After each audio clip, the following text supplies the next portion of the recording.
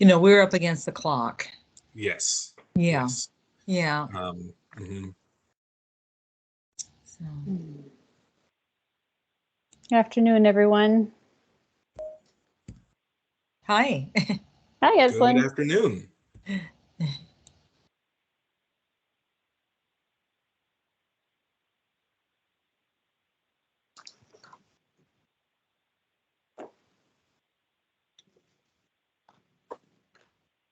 Sorry, Rachel, if you're speaking, we can't hear you. Okay, sorry about that. That's okay. I did say hello. Okay. I like your background. Oh, thank you. I mean, I know it's a curtain or something, but it's... Yeah, the curtains. Yeah.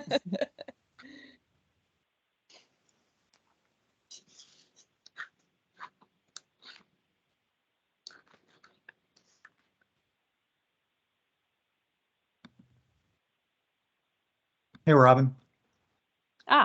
Hello. Good afternoon. Hey, just want to make a quick note. I'll be on until 4 o'clock. And then Laura will jump on at 4 o'clock. She's in a meeting now, and then I've got a meeting after 4. So kind of a tag team if you need us. Okay. Thank you. Thank you. I see at least 4 others besides myself. So I think that means we have a quorum. That's correct. All right.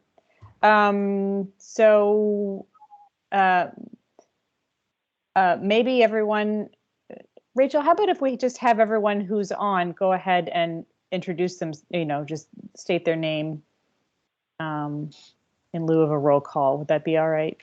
Yeah. Sure. And it's also, I've found it's a little easier if somebody says the next person's name, so we're not waiting. Or if there's someone to coordinate it. Okay, well, I'll go ahead and kick us off and open up the meeting since we have quorum.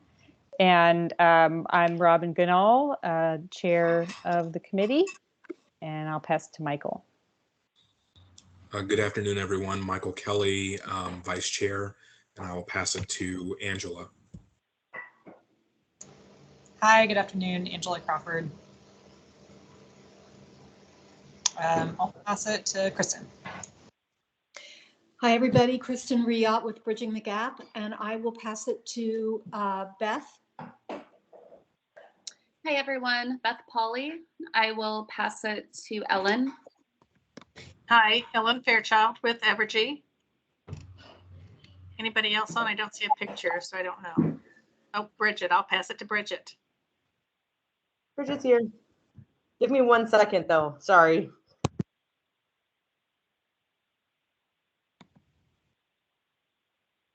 Is anyone else on from the committee? Okay. All right. Well, let's go ahead and get started then. I just, as Eslyn was mentioning a minute ago, briefly wanted to mention the latest IPCC report that came out Monday. That's, although very alarming to say the least, is also hopeful because it does say that we have all the technology we need. We just don't have much time. At least 50% reductions in current emissions are needed by 2030. And I just wanted to mention that in relation to our plan, because our committee has recommended reducing current emissions by about 54% by 2030. And the consultant, Brendel Group, has said that that is actually a feasible goal. So I just wanted to let those community members who are on today to know that that we are trying to align with where the IPCC says we need to be. So in light of that, I hope we can all double down our efforts to pass a strong plan in the coming weeks and move ahead with getting to work on it. So anyone have anything else they want to add about the IPCC report before we move on? Yeah, I'll just add that, there is an opportunity here, and just stress again, we have the technology, we have the ability to do it. It is a matter of moving quickly enough. If we have the technology, that means we have the time, but Robin is not sugarcoating it when she's saying that the report says we have a very, very small and dwindling window on what we can do and how quickly we need to do it.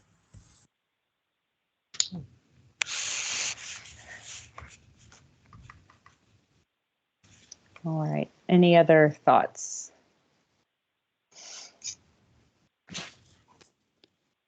Okay, well, the purpose of today's meeting really is to go through the public comments we've received to date, and I'm going to turn it over to Michael in a minute to do that. And then we do have the last 40 minutes or so of the meeting set aside for public comment period again. And I am, so that's how today's meeting is going to go. Do we have, Rachel, do we have the chat available? We do. Okay, great. Oh, Okay, yes, good. I see it there now. Okay. So, community members can also post in the chat today as well. So, all right. With that, maybe I'll go ahead and turn it over to you, Michael, to lead us through our discussion around public comments on the climate plan. Sure. Thank you, Robin. And thank you, everyone. I will share my screen here, I think, if I can. Okay. So apologies for all of the tabs. Okay. Can someone tell me if they can see my screen? Just say yes or no. Yes. Okay. Thank you.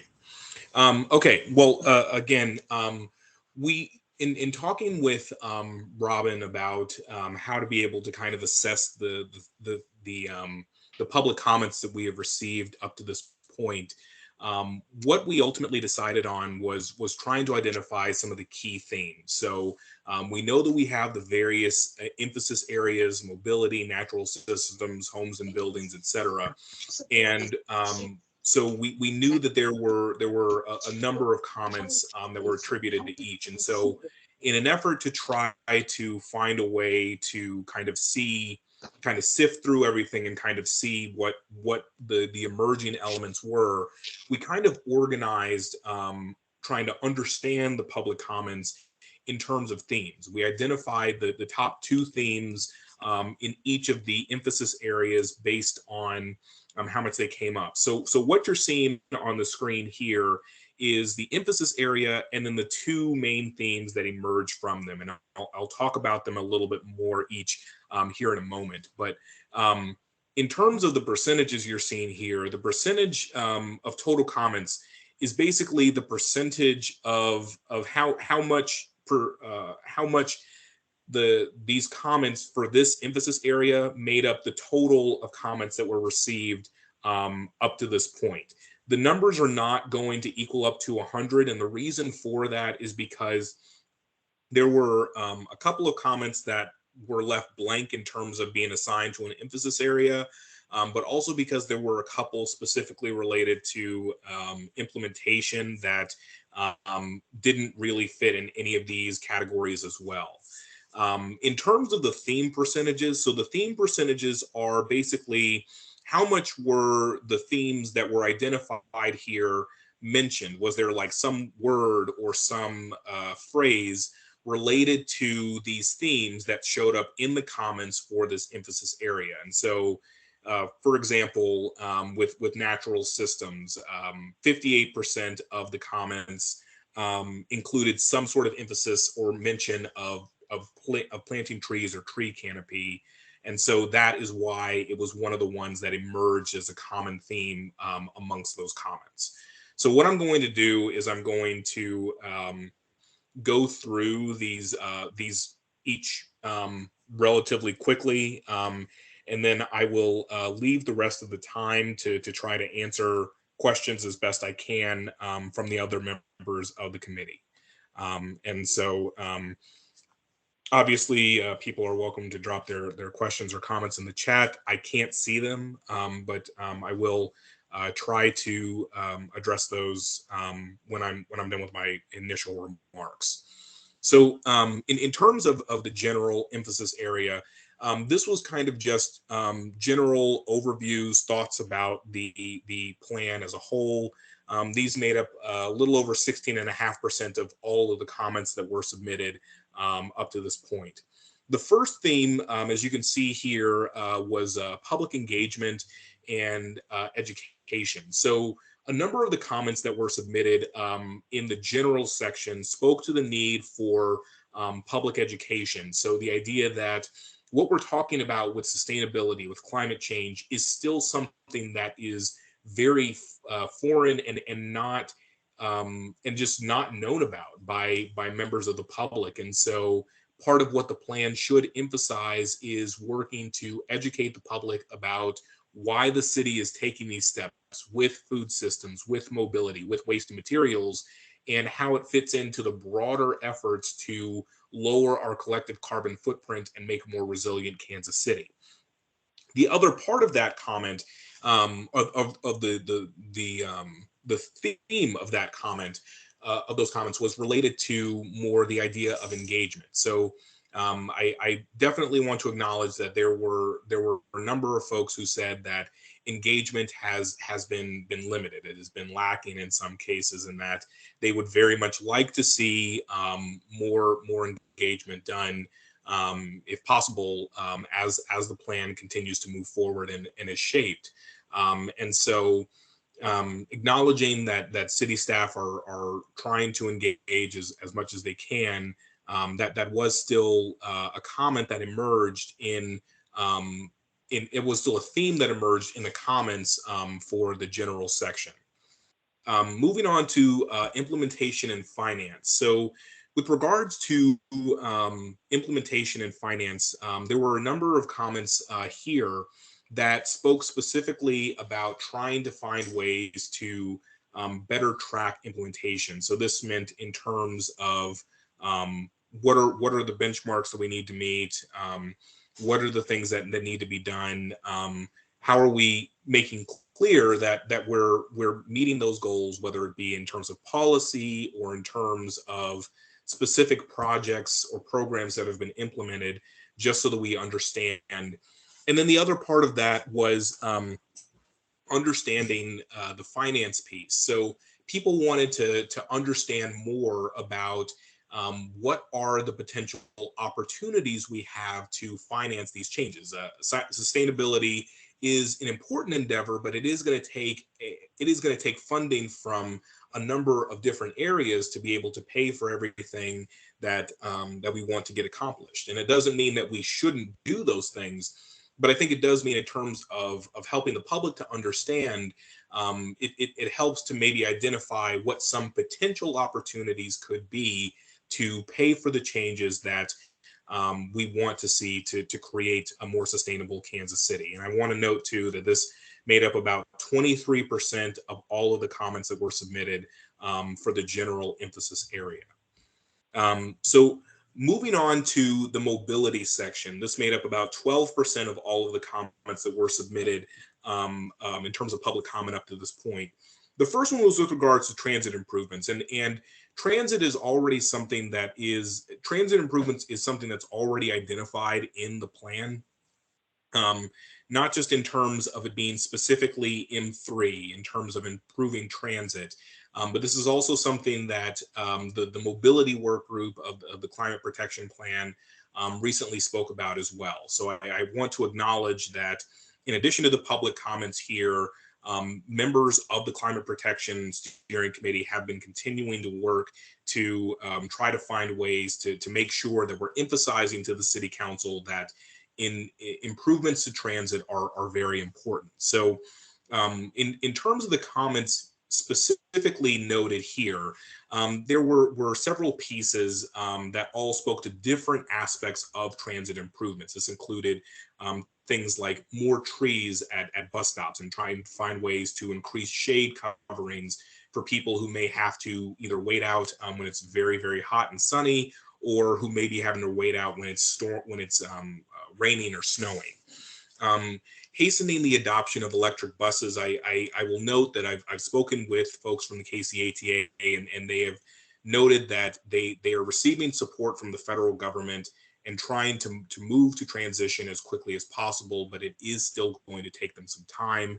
But also greater adherence to the TOD policy. So for those who aren't familiar, TOD is short for transit-oriented development. And so the idea is that transit works best, it works most effectively when it is built in the context of dense urban developments. And so as much as possible, Kansas City should be pursuing policies which encourage the development of dense policy because it makes it easier for transit to work.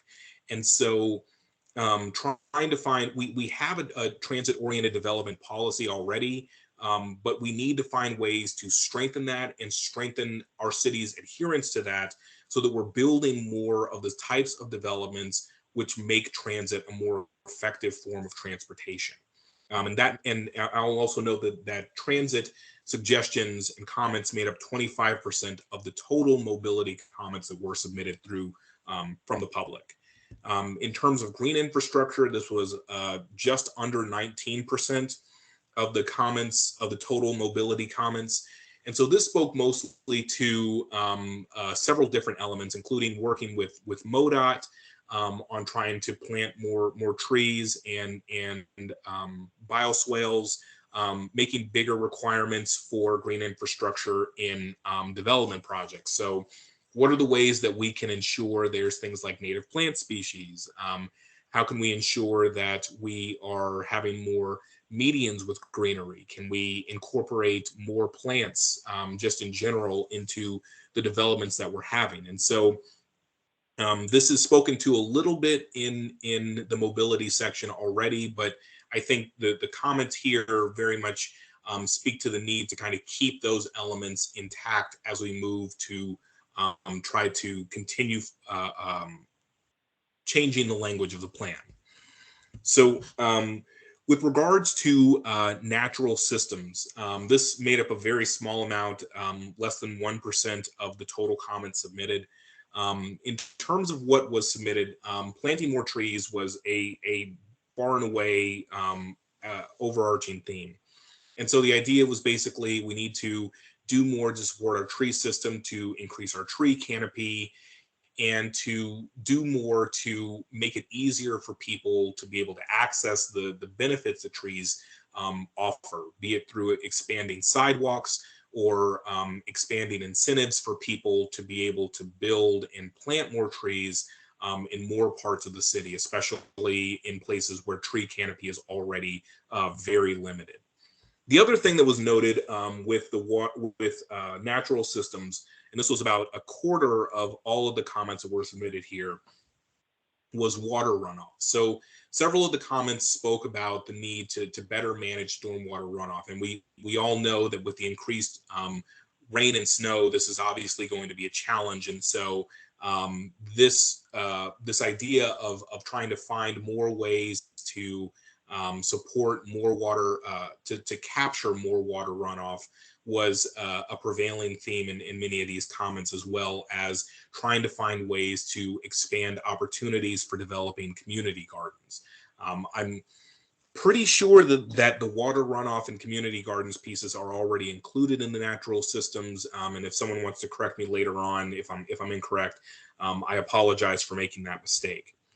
So moving on to homes and buildings. The homes and buildings as a total percentage of public comments up to this point made up about 27.5% of all of the comments. So of all of these listed here, this one actually made up the largest percentage of public comments that had been submitted among all of the emphasis areas.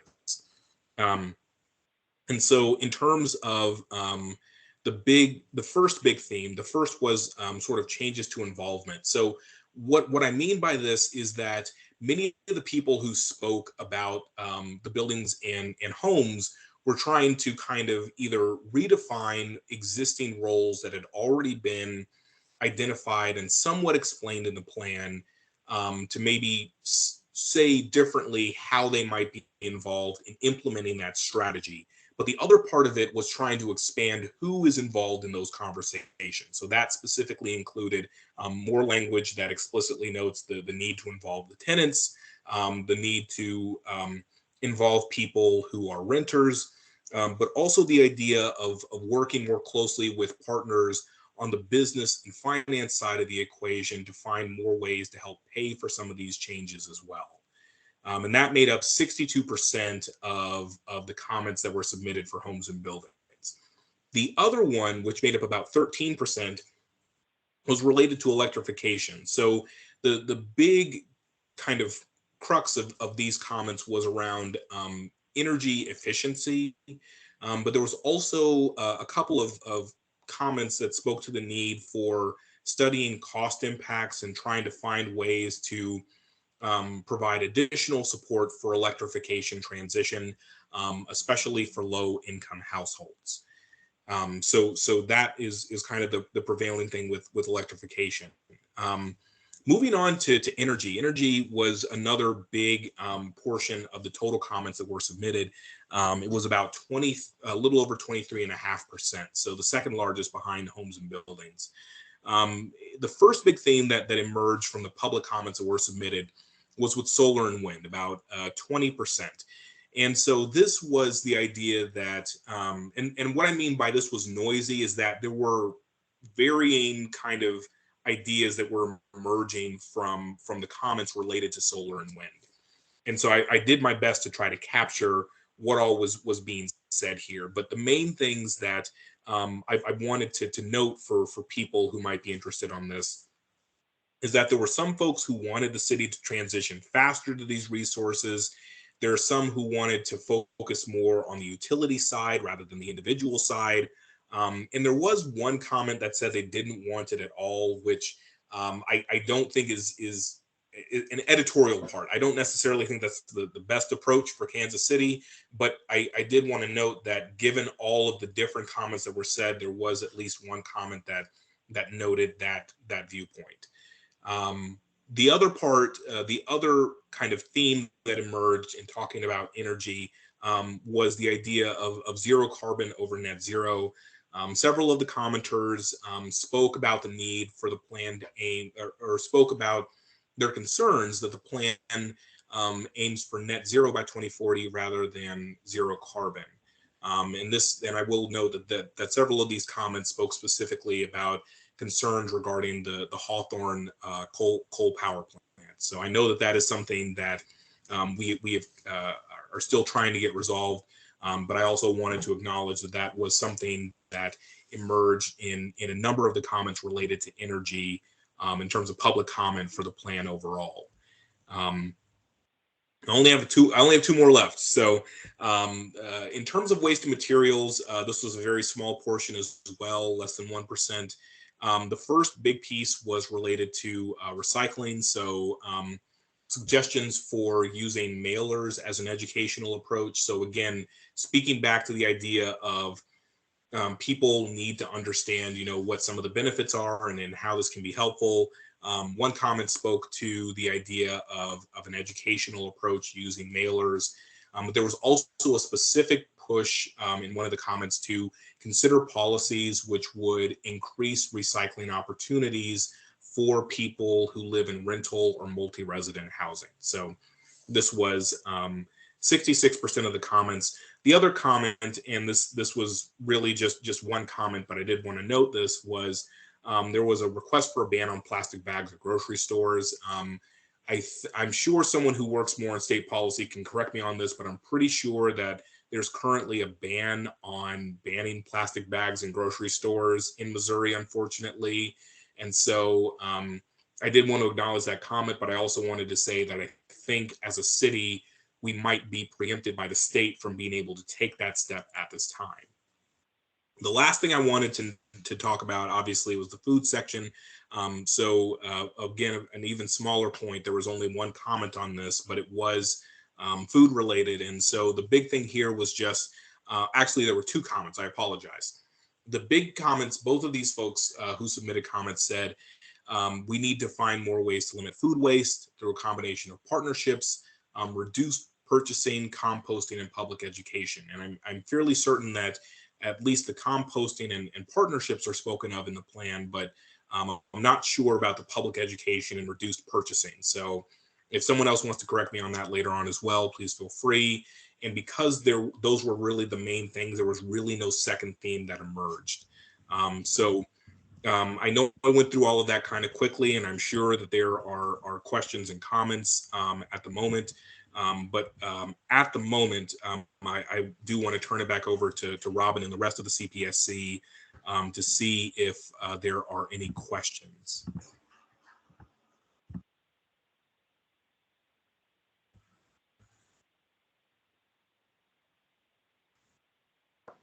I would just like to first thank you, Michael, for taking the time to go through all that and try to put that together in an organized way. I really, really appreciate that. But yes, would like to open it up for discussion amongst the CPSC.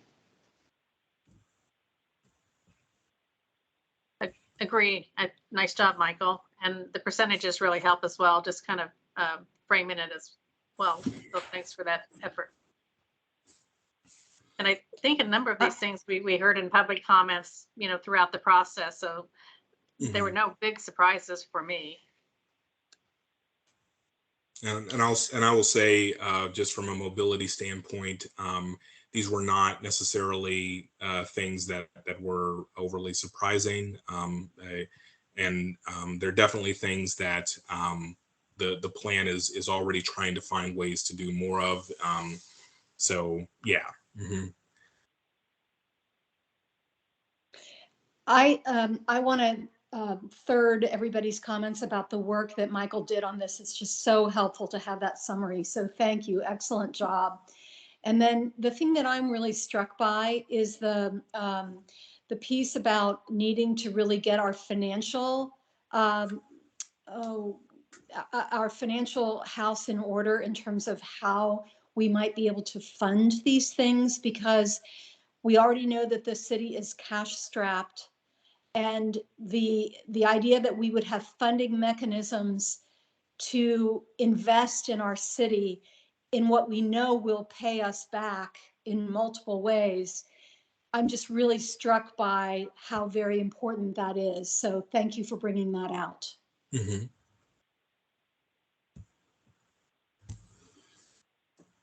So, okay. I'm just looking through the chat too to see if there's anything big here. So someone, I think Michael asked, can someone say what the total number of comments submitted was?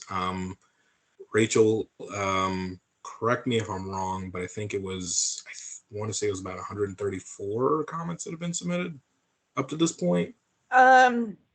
Well, we've been breaking them down by category. So like if one person has a comment about natural systems and another comment about energy, I would separate them out. Okay. So I don't really have a total, but it's more than what's on the site because we've had some come in via email. Okay, sure. I just have a follow-up question. Are we on the engagement? Are we going to do anything to try and get additional engagement between now and finalization of the plan? Or are we kind of through the process and it is what it is? And well, this public comment period is a form of engagement. Right. And we have our climate justice workers still going. They're right now, I believe they're in the process of reaching out to people that they maybe had reached out in the beginning of this process to get them to look over the draft plan and offer their comments. And also, this is Andy, I would also say that there's engagement going on with city staff as well. So we've had 2 meetings with to offer city staff an opportunity to comment as well. And I will note that the city staff comments weren't included in the numbers and themes that I drew up. That was specifically from members of the public. I know that someone has asked, can guests ask questions or comments? You are welcome to drop your question or comment in the chat. And as Robin had mentioned earlier, we will have a period of public comment later on as well. So did want to note that for you, Hillary. So are there any additional questions from CPSC about the public comments at this point?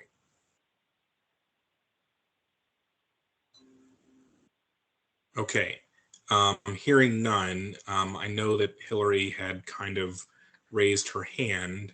Hillary Noonan had raised her hand. So if Rachel, is it possible if she can either submit her comment through the chat or, okay, thank you, Hillary. Yeah, if that's it, then I will, I'll just pass it back over to Robin. Thank you, everyone. All right. Thanks, Michael. Andy, I'm not sure if it looks like you're still there, but hopping off. But is there something you need from us, I guess? Or what do you need from the committee, if anything, regarding this public comment today? So I think what we'll do, just like we discussed, is I think we have a second round of working group meetings to probably go through. So what we can do is if, break them down by the working groups and go through more of these comments and conversations. So those we'll have to schedule those second rounds still to be done. Okay. So I don't think there's any action that needs to be taken today on these comments. I think today was just more a general summary overview of what we're seeing so far. Got it. Okay. I do see that Bridget has her hand up now. I was just going to ask, can we try to make sure that those second round of subcommittee comments are scheduled after the 12th when the final cutoff date is? Yeah, certainly. Okay, cool. Just, I'm sure that was already in the plan, but just double checking for myself. Yeah, it was do it between the 12th and your next officially scheduled steering committee meeting. And at that meeting, will we have the finalized plan? Or do you want to speak to that, Andy, before you hop off? Or yeah, I can. Or Laura? Go ahead. Yeah, go ahead, Laura. I know you've got an appointment to be at in 10 minutes, so. Gotta go. Thank you. Yeah, so we won't have the finalized plan at that point because Brindle still has that week to incorporate the plan comments. I can tell you that I have already extended our time with them a little bit. Just preemptively, we don't have the budget in this budget year to do anything else that way, but we have extended the time of the contract in case this does run long. Of course, we want a plan so we can get active and moving and get the budget stuff in, but this is important stuff. So what'll probably happen is you guys will go through the comments the next round. We'll have all the comments in, just kind of like you did today, put them in buckets. And I apologize because I've missed some of the meeting today, but kind of put those in buckets. The big overarching pieces that come out of that you guys think need to be added, worded into the plan is what we can do. And then we can get then of course you guys will still see the draft plan right after. I think the first one, it's got to go internally and then council and then you guys. So the final plan as it sits. And then of course there's still time to debate any changes. If it's not okay during that council, whichever council committee it goes to, that's where we're going to hear from the public as well on comments there, and what everybody's going to debate back and forth, and council decide what they want to change and what they want to keep. So,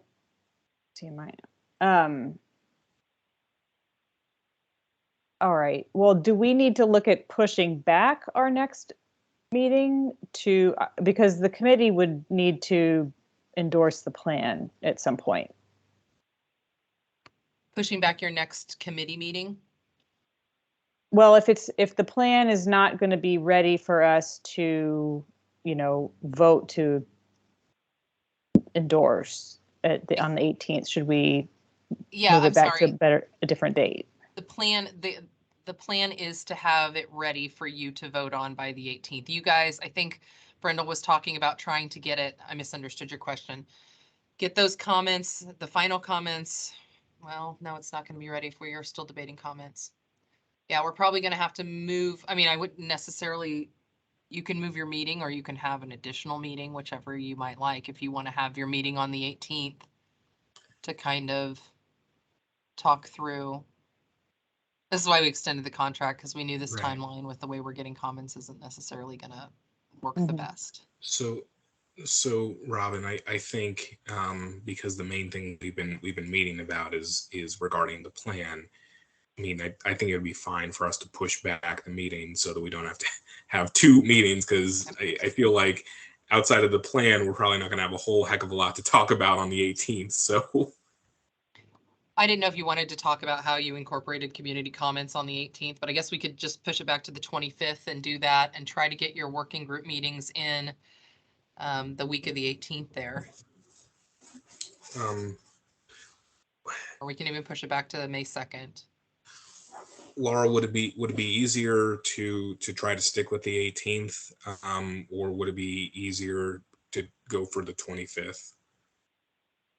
I mean, you'll have more time to process if we do it the 25th, and you'll have a little more, Okay, a decent amount of time with hopefully the final Brindle plan. sure. Robin, I think it would be good for the committee to have more time to process it. I'm perfectly fine with Laura's recommendation of pushing it back to the 25th. So I don't think we need a motion on that. I mean, it's just, if Right. we're all kind of good with it. So yeah. That sounds good to me. And so the work groups will be working on incorporating the public comments after the 12th. And then we'll come back together on the 25th to review the final plan at that time. Is that correct? Yeah. Okay. Yeah, and Brindle's getting the comments at the same time you are. If there are easy logistic changes, like adding a couple words here to strengthen something or small edits like that, they're just incorporating them as we go. So, so the plan will be ready to launch with the new comments. If the city's like, yeah, that's a great idea, add geothermal to this or whatever, easy stuff that we know everybody's going to be on board with. But everything else is going to come through you guys. Okay. All right. Thank you, Laura. Let's see. Okay. Well, then, Robin, do we want to go ahead and move on, or okay? I think so. Okay. So we'll go ahead and open it up now to any community members or who would like to speak to anything. Can be climate plan related or not. So I guess if you would like to speak, please raise your hand and we'll call on you as we.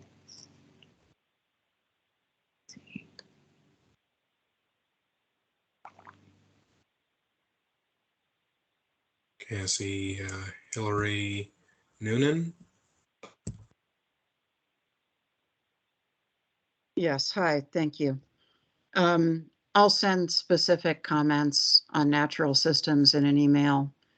But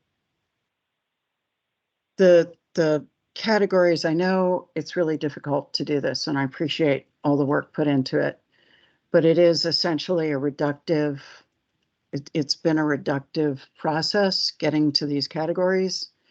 And especially with natural systems, which is my field, so I'll speak to that, you're not going to fix problems when you're dealing with the symptom.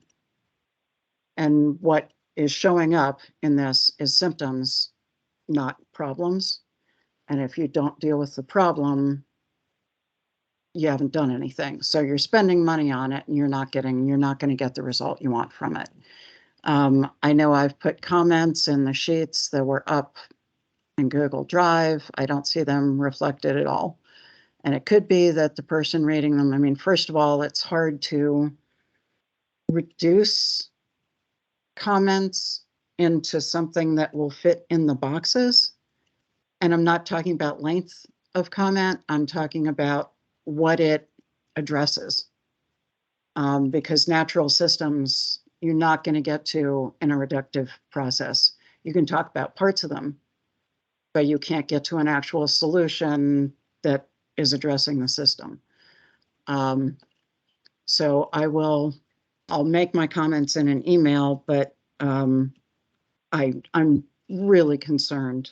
With energy, it may be more likely, or it's easier for people to see what the system is and to address it. But in natural systems, planting trees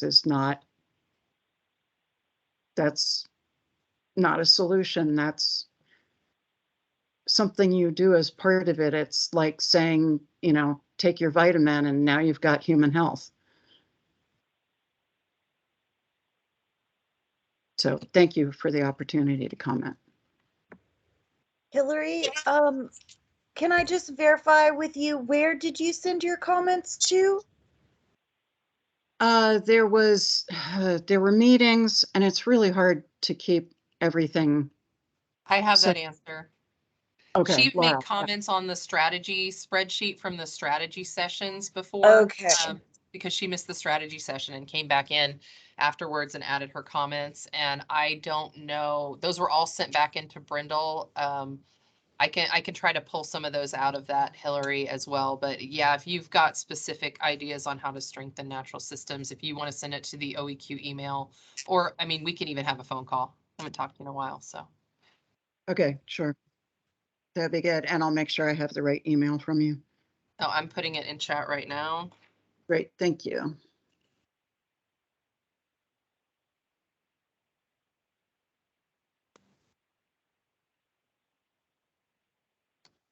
Okay, thank you, Hillary. I'm not sure who raised their hand next, but I see Michael Wolf at the top, so I'm going to assume he raised first. So Michael, please go ahead. Can you hear me okay? Hello, my name is Michael Wolf. I live in District 4, and I'm a leader with Sunrise Movement Kansas City. I want to thank everybody on the Climate Protection Steering Committee for their work on the plan. I also want to thank city staff for their work as well. I know you all are operating under a lot of constraints and dealing with a lot of factors that go into this, and you're just trying to make the best plan possible. And I do want you to know that although I have lots of critiques for everything, I do see you as human beings trying to do your work. I want to invite you all to attend a town hall that Sunrise Movement KC is hosting tonight at 3800 Troost. We're going to host that at 7 p.m. And we're going to be hearing from a bunch of community members who have never been able to make these sessions, who probably don't even know how to engage and do comment through the city website. So I would really encourage you all to come. We're going to be providing forums and opportunities for them to give public comment on the plan as well. We're going to have speakers from KC Tenants, Stand Up KC, Operation Liberation, and of course, Clean Air Now. Would really like you all to attend. As far as the actual plan itself, I've been pretty clear that I think this plan, I think it's pretty hard for working people to see themselves in this plan. I don't know what affordable means. What affordable to who? Define affordable. I don't know how that, I don't know that the costs aren't going to be passed on to me as a resident of Kansas City. I think it's interesting that we've talked a lot about funding, as Kristen Riot, as you brought up, funding. I think it's really interesting that we're giving millions of dollars to the Kansas City Police Department. I think it's really interesting that Evergy has record profits every year, pays zero taxes. They could probably pay for the plan. I feel like the plan could address those concerns and talk about those solutions. So much more I could say, but thank you all for your work. And I really, really encourage the committee, as it is going through the final days, of this draft public comment period to seriously be thinking about this from the perspective of somebody who makes a minimum wage or less than minimum wage. Because right now, there's no way they see themselves in this plan. I know that because that's me, and I don't see myself in this plan. So if anybody wants to talk more in detail, I will always be available, but I will definitely be sending in comments, and hopefully I can run into some of you at our town hall tonight. Thank you. Thank you, Michael. I believe Jeremy's hand was up next. Great. Hi, everybody. Jeremy Knoll with BNIM and Climate Action KC, among other hats I wear. And I just wanted to, I think, first applaud where we've got to. There's been a lot of information distilled into the plan that's here. I guess two comments that I'll make here, and then one would be about making sure that the final deliverable is connected in some way or in as deliberate a way as possible to the regional action plan, so that other municipalities that are considering climate action plans can understand that there's sort of a powers of 10 of planning happening. So I know some good effort went into making sure that those these two plans kind of played nice with each other as in terms of how they scale. And then the second piece would be, and I'll be adding additional comments about this, about especially on energy code, making sure that we are providing as much teeth as we can to empower the city to adopt the most aggressive energy code possible as they are released. What we have in the 2008 Climate Action Plan includes very kind of loosey-goosey language about it, which resulted in, as Billy and a few others on this call and I have engaged with the city to try to come to the IECC 2021, have meant that we had headwinds the entire way, and at every step we're encouraged to compromise and water down the adoption of those codes. So to me, those are two of the most critical pieces that this plan really needs to get right. I'll stop there. Thanks.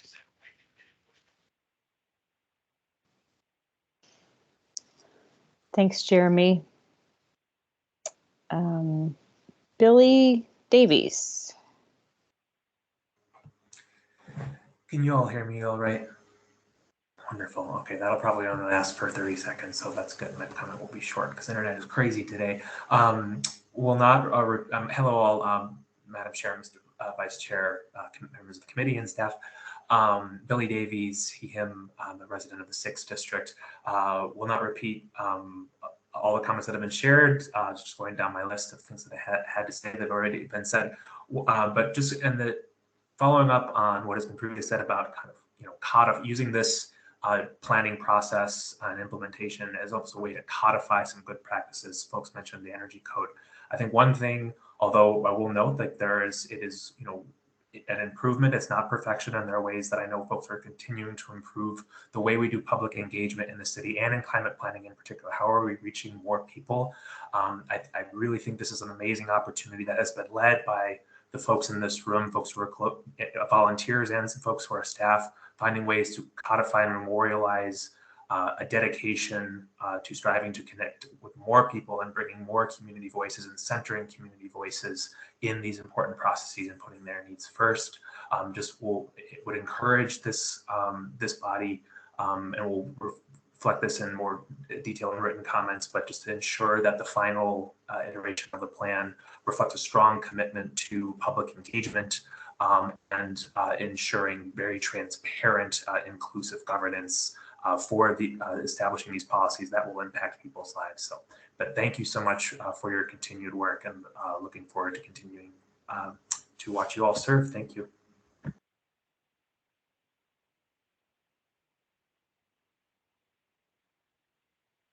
Thanks, Billy. I don't see any other hands up at this time, but give it a few seconds in case anyone else would like to speak. Kelly Gilbert. Hi, yeah, thanks. I've been a little bit hands off in this process in general, because of our staff has been providing comments and guidance along the way and was involved in some of the working groups. But I wanted to make a comment about there's a missing piece in here, and we will send additional comments in directly, but with the decision that the planning group made to rename the transportation topic to mobility, the focus changed to helping people move around town safely and efficiently. And obviously that's a very important topic and it deserves all the focus it received. But a focus area kind of got lost in the process. And that is commercial transportation. And that includes not only heavy trucks and vans bringing products to restaurants, to stores, and to factories. It provides utility and construction services. It also includes services provided by city-owned work trucks, such as snow removal, refuse and recycling haulers, street sweepers, and just a huge number of things. I mean, all of us, Amazon delivery trucks, the bane of my existence. But anyway, so the concept of kind of creating rules and guidance and goals for commercial transportation services isn't really captured in the plan. And I do take a little bit of responsibility for not making, for not kind of harping on this as the plan was being developed. But we'll provide some comments in the hopes that we can kind of create a little bit of room in there at this very late process. And I apologize to Laura for even saying this today as opposed to 3 months ago. So that's all I really wanted to say in this meeting, and look for comments from MEC a little bit later on. And I will, Kelly Gilbert, Metropolitan Energy Center, for those of you who don't know me. So thank you for the opportunity.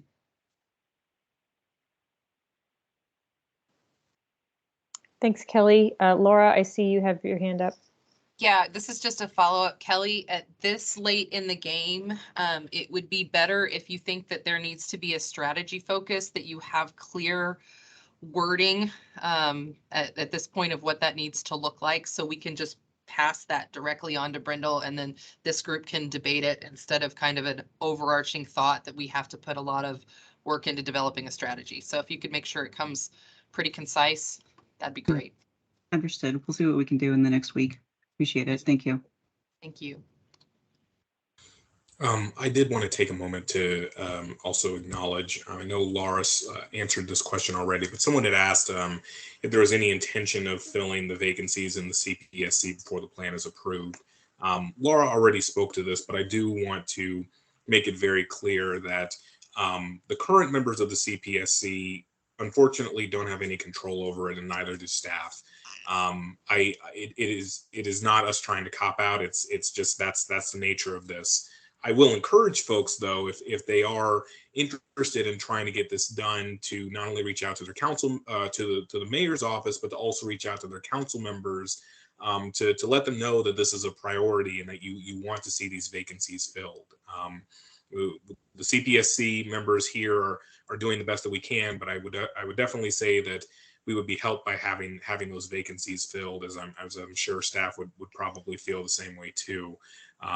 But it's really important for electeds to hear from you, because they're ultimately the ones who make the decisions on appointing those vacancies, and they will be the ones who will be debating whether or not to actually adopt the plan when it is finalized by us. So not trying to take any less responsibility here, but just saying if you're gonna focus on something, that's really where the focus needs to be. So, but thank you for asking that question. So.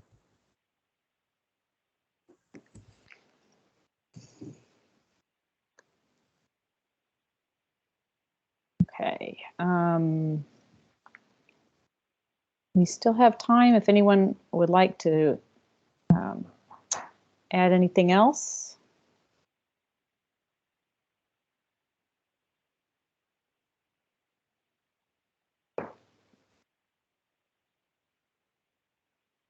Robin? Yes.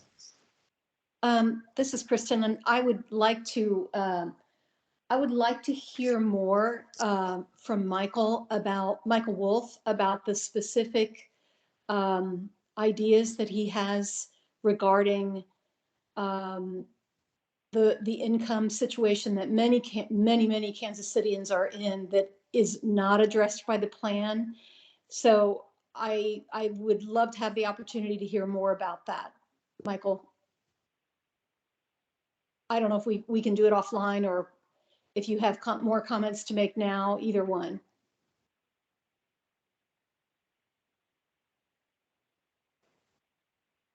Kristen, I'm sorry. Oh, go ahead, Michael.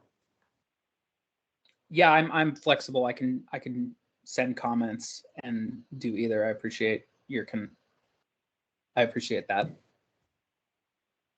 Yeah, I mean, I would say I'm not sure if it's about a full third of households in Kansas City are in the situation that you're describing.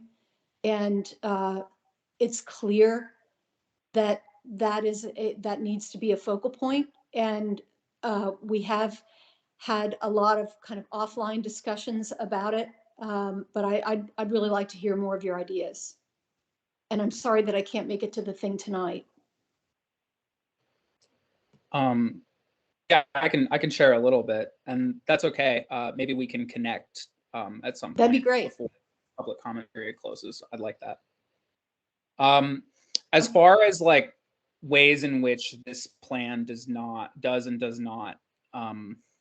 meet the needs of working people, I think there are a number of concerns about like I for one, I think there just needs to be specificity about like what is affordable, what is low income, and using real metrics to back that up, and making that like really defining that, because what's affordable to one person is not necessarily affordable to another. Like even just being able to like have internet connection can be, a problem. As far as like concrete things within the plan, I don't know. I think there are a number of laudable ideas in the plan. Like one is to expand access to like composting, for instance. As a working person, I look at that and I go, okay, does that mean the cost is going to be passed on to me? Am I going to be required to like pay for composting now as an additional utility bill? Like, is that a thing? Is there a way that service can be like more affordable to me?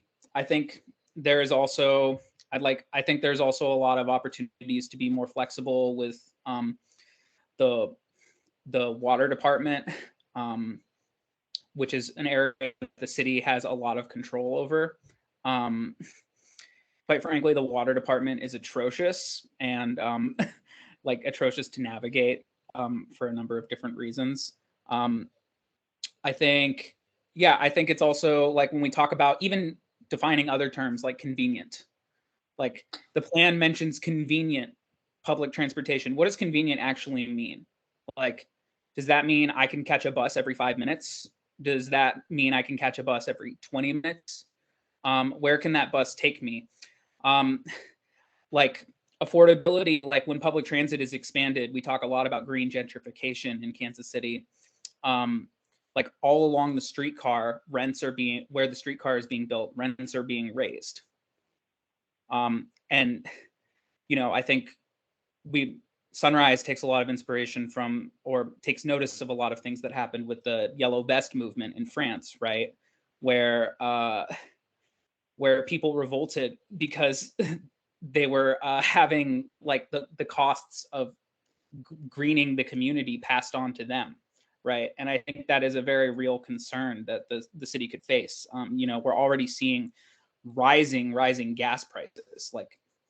So I think we should be very concerned about the ways in which greening our world and our economy can actually perpetuate classism. So those are just a number of things. I know that there are a lot of working people who will be at the town hall tonight who will have a lot more specifics than I could get into here. Thank you. That helps me, but I still would love to meet with you offline. For sure.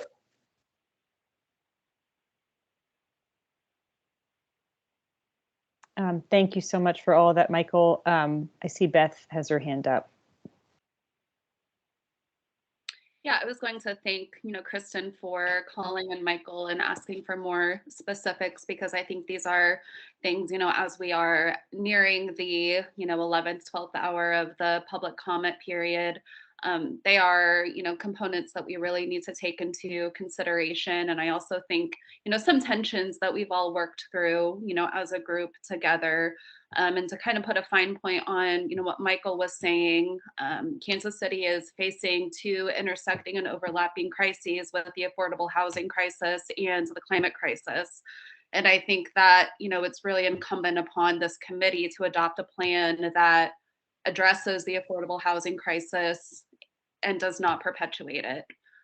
So, if we are giving out, if this is a plan that that is, if this is a plan that is further subsidizing development because of energy efficiency, but that means that these dollars are pricing out, poor Black, oftentimes, Black folks, oftentimes brown folks, and working class folks, then, that is not a responsible way to, address sustainability.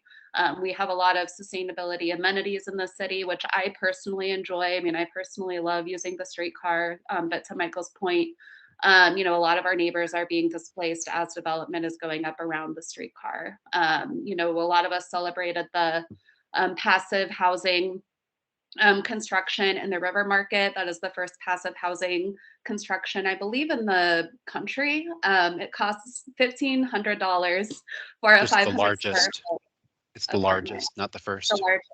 Okay, the largest, not the first. So those are just some things that I think are that we need to balance as we are finalizing this plan, as well as a number of other things. But I just wanted to kind of make a fine point on that.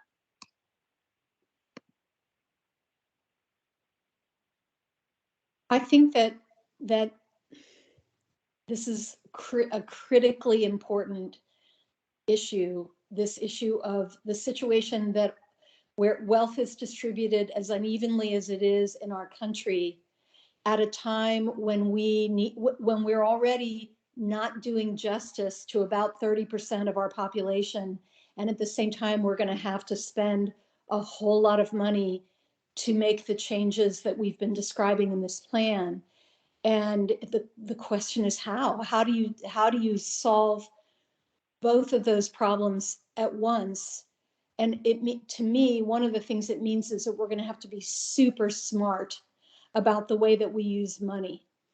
And one issue that I think is an issue today for our elected officials is they think that what our citizens care most about are historic things like making sure that our streets are plowed immediately after snowfall, like we're terrified of snowfall, right? Or that, potholes need to be fixed right away. And I'm not saying that those aren't important things, but those are the things that I think are showing up and really high on surveys of citizens. And citizens don't necessarily know, for example, to ask for help with energy efficiency, which could be putting money back in their pockets. So it's a lot it's a hairball to try and figure out all of this. And I think we need further conversation about it. And to that point, a lot of money will be spent on, not to focus solely on energy, but will be focused on energy over the next couple decades. And we want to be careful about how that's spent as well. And so that's why one of our top suggestions for the plan has been for the city to participate and be at the table when those decisions are being made, to make sure that ratepayer money is being spent on what is going to benefit ratepayers the most, and not increase the burden on people who can least afford it. I see Laura has her hand up. I absolutely love all this dialogue that's going on because this is all really, really true, big, crazy, hairy stuff. And so this is my call out to all of you that have put so much effort into getting this plan across the finish line. Understand that, and I've said this in several meetings, the plan is not the policy. Once we get through this, we're going to have to sit down at the table, and we're going to have to make sure, Michael, that you are sitting at the table when we are talking about some of these things that could affect affordable housing. So we really need to make sure that it's not just the plan and then everybody kind of scatters to the winds. We need you guys to be involved in the process as best you can going forward. And so if you're somebody here that really thinks you can be involved and add value to any particular area of the plan, please email the OEQ address and say, I want to be at the table when we discuss housing, or I want to be at the table when we discuss mobility. Because that's where we're going to have those big, deep metrics, and we're gonna come up with costs and how things are going to work. So yeah, love to have you all continue to be at the table going forward. Sure, and I will note too that I definitely understand Michael's point and agree with Laura. Like we definitely want you and other folks to be involved with this. Cpsc can only do so much in terms of being involved with this process. But oh man, I think I lost one of my recycling bins to the wind. I'll say really quickly. I think just to clarify, and this does not mean that we're finalizing this at all, but kind of to Laura's point, the contribution from Michael about specifically asking about what is affordable and what is convenient, I think it is not lost on this group, but the plan is really meant to kind of get the terms into consideration so that when the policies come down, that would be the specific place where they're defining what is convenient, what is affordable. So it's not that we're trying to avoid having that, but we just want to specifically acknowledge that the way that the plan is kind of guiding the city in terms of consideration, that's kind of what the idea is, at least at the moment. And so I did want to note there was one other comment, and then I'll get to the folks in the chat who've had their hands raised. Eslyn did note, and I just wanted to read this in case folks are watching the recording later, is as was pointed out, it is not a perfect plan, and we should continue to improve it to address issues of housing affordability, partially due to rising energy costs from Evergy Inspire, and housing availability due to the lack of market rate and affordable housing, equity, and impacts to people at the margins. This is also an opportunity for how we move forward to not only tackle climate change, but to also address our many disparities and defend human rights and democracy.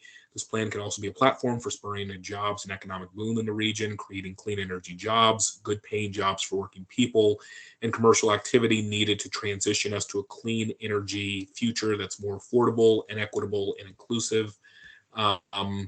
And then let's see. Okay.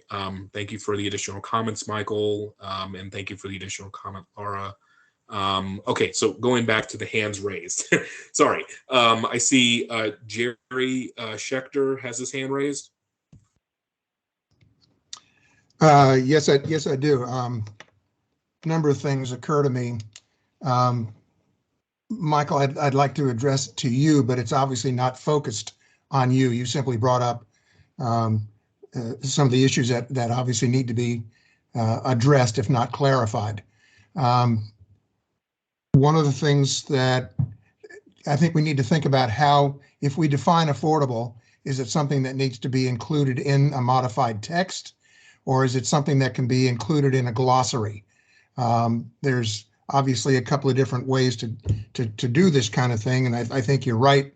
But I think the other end of it, whether it's affordable or convenient or whatever, in terms of my personal experience, we've been debating these issues since the mid-1970s. It's not anything that's new. I think as a society, we've failed to address it in a way that is dynamic. Um, um, the other question, the other part of that is when you try and identify or define what is affordable as an example, do we just use, it would seem to me that it would be the easiest to use the existing federal programs, guidelines. Department of Housing and Urban Development, as an example, has definitions of affordable housing that are modified by the metropolitan statistical areas. Is that sufficient? If not, then we need to come up with a way to address that in a way that is more equitable than what we've been able to do before. I think with regard to whether or not this is a perfect plan, I think we're never going to get to a perfect plan. And I think that just as we did with the current climate plan, we need to see this plan as our next base for moving ahead. The next jumping off point, if you will. And we've said it a number of times, making sure that we see this plan as something dynamic, which means it's going to change over time based on our experiences that occur.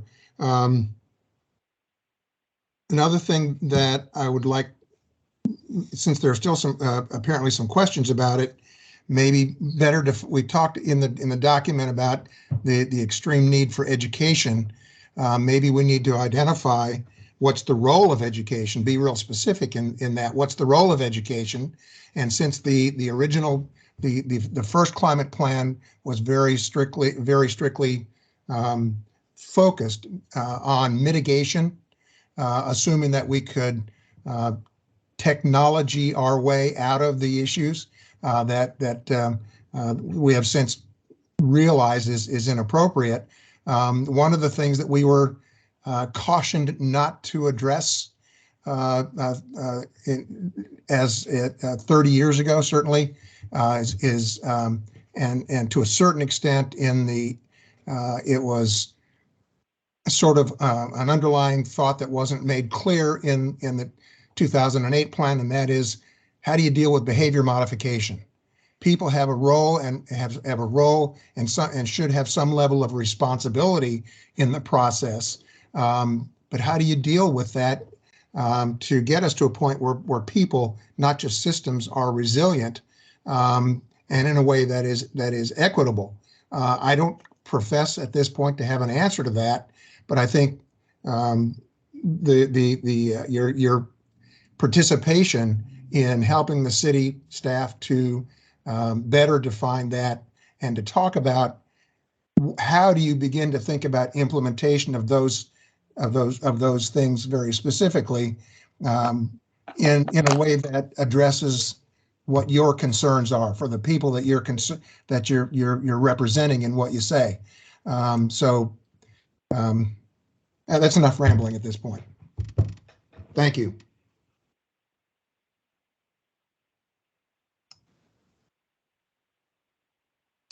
Thanks, Okay, Jerry. Sorry. I think the next person was Kelly.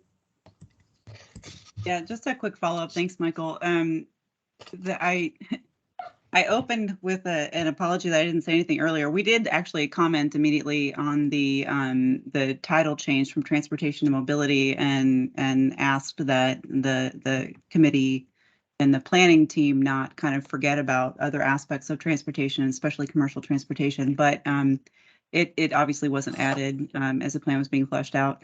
So we'll email the OEQ with specific recommendations as requested. But for the form of our recommendations, I wanted to ask if it's okay for us to use the implementation format, like in the implementation plan. And do you see commercial transportation as being part of the mobility set, or does it matter? I guess under which section we respond with comments.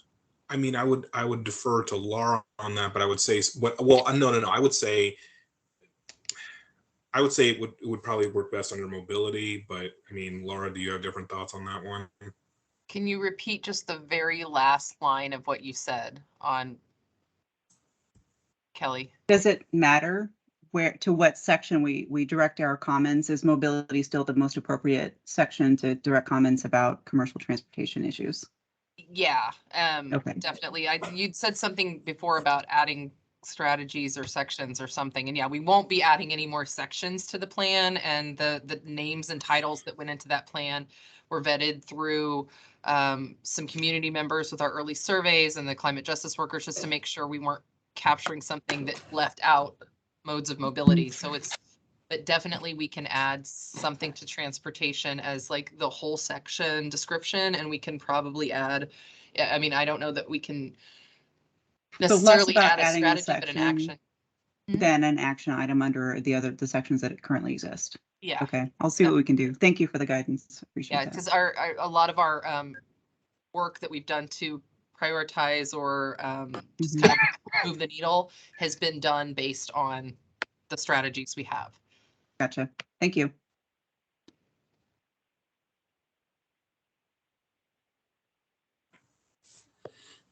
And then let's see. Layla has her hand up, and Jerry, I'm assuming that you don't have another comment, right? That is correct. Okay, Layla, the floor is yours. Thank you so much. This seems like a really great conversation. I came late, but thank you all for allowing this again and for letting me speak once again. So appreciate that. Some things came up for me as you all were talking, that kind of basically, when I think about how this plan will really benefit our community, I think about bringing people into the fold of life here who have been so often forgotten and left out because our systems are so inaccessible, right? Our housing system's inaccessible, so I don't have a safe, stable place to live. Our transit system's inaccessible, so I can't get to my job or even participate in my community. And when I think about it that way, to me, that's why it's so, so important to ensure that this is truly a publicly funded effort, because the only way we will ensure that people who are invisibilized and forgotten are brought into our communities if we own that, if we own the way that that's happening, if we own and underwrite the funding. And that's what scares me about when we, honestly, the funding paragraph, I found it sad that we immediately have to just resort to our tax base is low, so we have to rely on third-party grants. I know that's not OEQ's fault. You are only given the money you have by the city, but that's fundamentally where I'm fear, because I want the immigrant-owned businesses down the street from me to be able to have solar panels on their buildings. I want the neighborhoods that I was around, or the communities I was around, to have access to these things. And I think another aspect of that is that the benefit should not necessarily, as when we educate people, it should not necessarily even be framed as a climate goal. I know that, it should be that this bus system's getting better and it's making my life easier to take that bus, and I'm going to take it, right? This food system, growing food in my neighborhood, it feels better for me. It's better for my life. It's more accessible to me, so I'm going to do it. And I think too often we rely on things like, when I think about electric vehicles, I don't know if a lot of people see that, at least where in my community, see that as something that will benefit their life right now. But it's just something they're told to do because it's good for the climate. And that's why when we rely on those kinds of individual choices, I find it really not compelling for the Pakistani aunties who really don't care about the climate as far as I'm concerned, because they don't know. And I think it's like the gas stove thing is similar to that, right? I just think at scale, building decarbonization is super important, but individually asking different people is not going to produce much, right? Because in my immediate lifetime, it's not accessible for me because it's expensive. It's not, my life has already been functioning this way. Does that make sense? So I think bringing people in who have been forgotten is really important. And that's why the jobs, to me, is also really critical. I want publicly backed, publicly funded jobs from this plan. And I think that would be amazing because we can build bus lines off of that. It pumps money into our economy. We can provide dignified labor, all of that. And so those are just some of the things that come up for me, that really why I really, really, really want to see public investment in this. And the elephant in the room, in my mind, is that there are departments in our city that are very, very well funded. and that is the police department. It is incredibly well funded. There are other departments that are very well funded and nobody questions it. And so it's time to really think about, we're presented with this choice of, do we continue to invest in things that aren't working, or do we invest in something that will have a direct measurable impact on people and benefit everyone's livelihood? So that's kind of all I have to say, but I really look forward to the changes that will come out of this. And I don't think it's a perfect plan, but I think that it can be transformed into something that will really benefit people. So thank you. Thank you, Layla. Again, I'll note before I pass it back to Robin. We definitely appreciate everyone who takes the time to come to these meetings to share their comments and who takes the time to publicly comment. But I just ask people to please also make sure that your mayor and your council members are hearing about this as well, because we definitely want to advise them and want to share these comments, but it's also really important that in addition to sharing your thoughts with us, that you're sharing your thoughts with them as well. So again, thank you to everyone who took the time to share their comments. We really do appreciate you all taking the time to do that. Let me see. I'm just making sure I check back here with the comments. I think there's a thing about community gardens. Okay, thank you for that comment, Hillary. Angela just wanted to say, said, I think we learned a lot about public messaging from these past couple of years. For many people, a message of for the greater health of the community doesn't resonate. They need to understand individual impact beyond climate, as you know, will likely be true for many people when it comes to this climate plan. Michael Wolf said, yes, jobs are the other big component. I was blanking on when Kristen asked earlier, Bridging the Gap and Amy's here already talking about this, but I'm struck by the need for good paying, dignified jobs with access to collective bargaining. And then Don Wallace, Laurish's points are amplified by Michael Kelly's follow-up regarding the policy implementation phase, especially describing how the public will be further involved following the adoption of the plan are very helpful for understanding the plan's posture. Are these points delineated in the plan? Not quite sure what that means. This would be helpful for the public's understanding of the breadth of this plan. So, Don, I appreciate your point. I don't quite understand your question. We do have a minute if you wanted to try to explain, or if you want to just follow up offline, that's fine as well. So sure, let's see here. How do I raise a hand? Oh, I don't. You don't have to raise your hand. We got you. Oh, okay. You hear me? Oh, I'm Yep. sorry. I'm thinking to myself and trying to figure out how to raise the hand. So no, all I was saying was just Laura's points and what you said, Michael, about more public engagement here after this plan is finally adopted in terms of just policy implementation.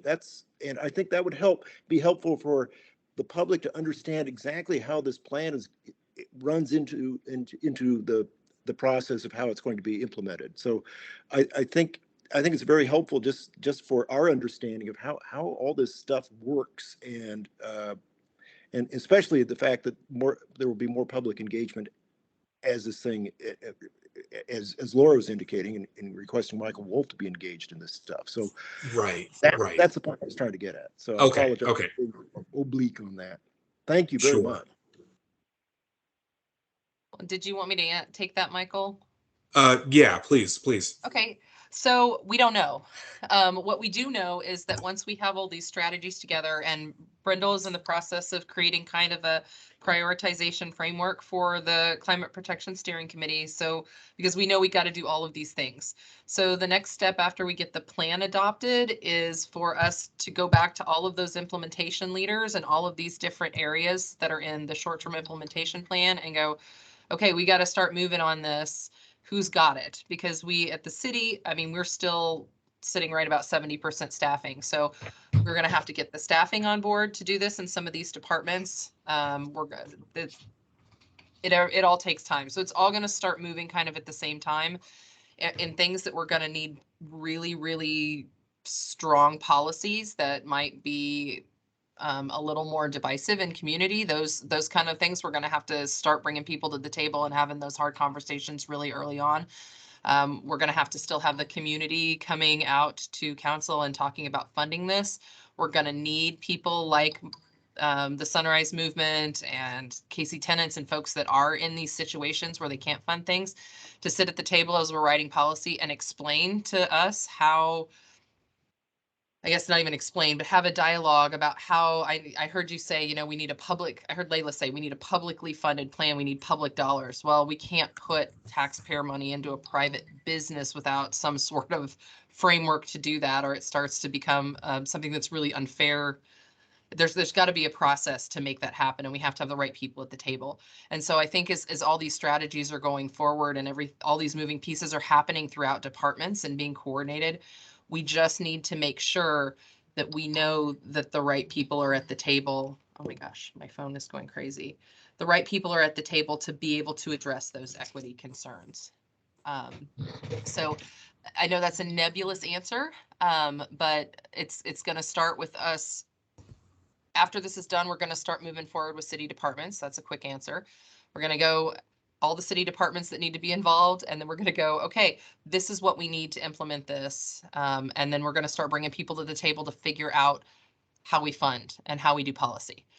So, and then what's going to happen is we can't just ask council for money in the middle of the year. You guys can do that for us. It doesn't always happen, but what we have to do is by December of this year, maybe even November, submit a budget decision package to council and the city manager that says this is the money we need to do the work that we said we would do in this plan. And it can't just be we need $70 million for affordable housing. It's going to have to be, it's got to be exact. We need, 50 million to install heat pumps in low income homes. We need this much to do. It's got to be line by line for it to get approved for our offices to do these things. So, gosh, it'd be nice to have a climate tax. I did say that out loud in a meeting just now, but also right. Oops. All those kind of things that are, it's a huge nebulous moving process. And so I can't even tell you what's going to start first. What I'm going to say is the first CPSC meeting after we adopt this plan is going to be all of us figuring that out together on how we start moving forward, because the CPSC isn't just here to help us draft the plan. They're stuck helping us implement the plan and fund the plan. That's their role going forward for the next 20 years. So it's going to be a lot. Big lift for all of us. Absolutely. Well, Laura, thank you very much for that explanation. Again, thank you everyone for taking the time to be here, to share your comments and to listen to various people here ramble, myself included. I definitely would encourage folks to, if they feel so inclined, to attend the public town hall this evening. I apologize myself, I won't be able to attend, but definitely another opportunity for folks to to get involved as well. So with all that being said, again, thank you everyone for participating, and I'll pass the reins back over to Robin. Thanks, Michael. This has been a great meeting, a great conversation today. So I really appreciate everyone being here. And so our next meeting, it sounds like, will be April 25th. And I guess we can talk, Laura and committee, about whether it needs to be at 3:30 or whether we could do it in the evening. So I guess we can check people's availability. And we will make it a point to give the public as much notice about the time of that meeting as possible. So sorry for the short notice for this one. So with that, do we have a motion to adjourn the meeting today? Motion for Michael Kelly. Second? Second. Okay. All in favor of adjourning? Aye. Aye. Aye. All right. We'll adjourn then and meet again on the 25th. Thanks, everyone, and have a good night. Thank you. Thank you.